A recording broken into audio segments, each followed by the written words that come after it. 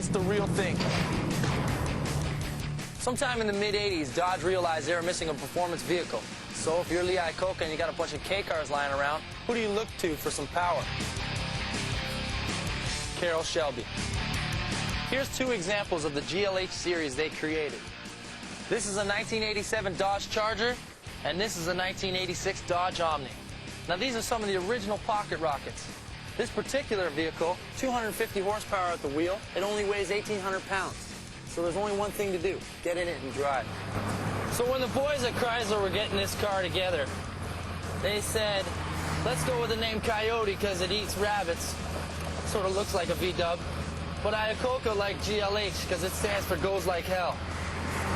And in fact, the GLHS stands for Goes Like Hell Some More. Now when this car first came out, it was truly a tuner car. They already had tuner parts for it, and they had a racing series for guys that were into them.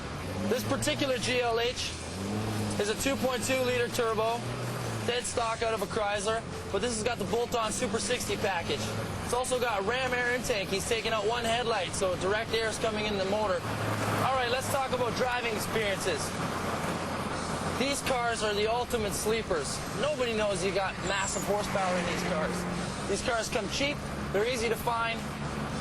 Not only that, you can stick the power to them. Pull up at the stoplight and blow the doors off anybody who spent thousands and thousands of dollars on their tuner cars.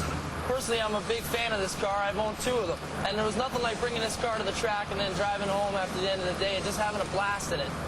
Let's talk about aftermarket bolt-ons for these cars.